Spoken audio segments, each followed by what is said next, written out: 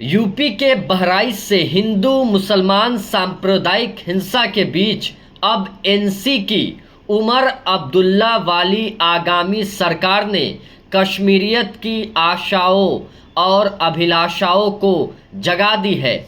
सरकार की इन उम्मीदों से ज्योति प्रज्वलित होकर फिजाओं में जगमगा उठी है। हाल ही में कश्मीर में हुए 90 सीटों पर विधानसभा चुनाव में एनसीए को अविश्वसनीय जन समर्थन मिली है। इसीलिए उमर अब्दुल्ला की 16 अक्टूबर को सरकार बनने जा रही है। एनसी की कांग्रेस समर्थित सरकार बनने जा रही है, लेकिन आगामी सरकार के सामने 3 सबसे बड़ी चुनौतियां क्या होंगी, आगे हम इसी पर चर्चा करेंगे, क्योंकि ये भविष्य का मजमून है। आपको पढ़कर बताना चाहते हैं क्या 3 चुनौतियां हैं आगामी सरकार के सामने।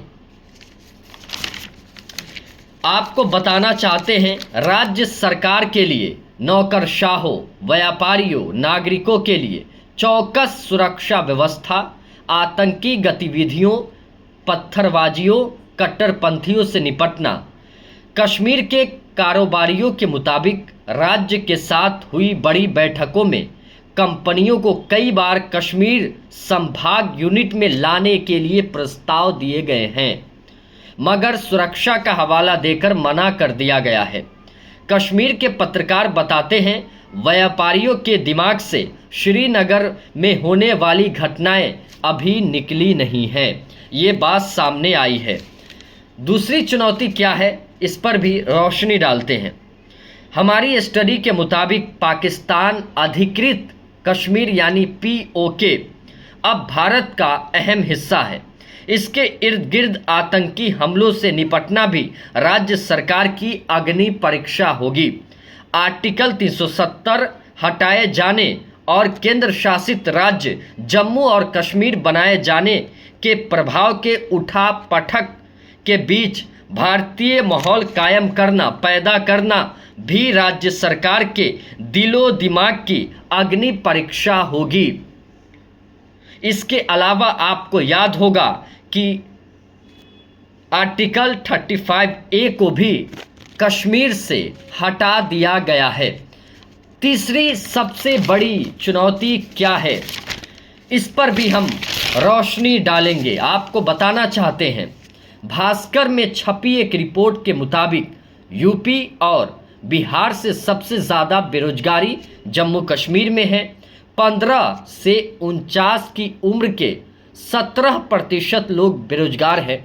आपको बताना चाहते हैं centre for monitoring Indian economy के मुताबिक राज्य में बेरोजगारी दर 17.4% है, जबकि राष्ट्रीय औसत 7.51% है। 2011 में कुल आबादी के 34% वर्क फोर्स में है। ये बात है। आपको ये भी बता दें मुफलिसी, गरीबी दम तोड़ रही है। युवाओं की जिंदगी रसातल में जाने के कगार पर मुंह बाए खड़ी है। शिक्षा, स्वास्थ्य, बेरोजगारी की बदहालिया सिस्टम को आईना दिखा रहा है, परत दर परत सिस्टम को आईना दिखा रहा है। लेकिन इस कायाकल्प के लिए आगामी सरकार से जनता को, खास तौर पर कश्मीर की जनता को बहुत सारी उम्मीदें हैं। इधर केंद्र सरकार अपनी रिपोर्ट में इसके विपरीत दावा करती है, लेकिन धरातल की सच्चाई कुछ और है। इन तमाम चुनौतियों के सामने आगामी सरकार यानी कश्मीर की सरकार कैसे चल पाएगी, इन चुनौतियों का सामना कैसे कर पाएंगी, ये भविष्य का सवाल है और ये देखना काफ़ी दिलचस्प होगा।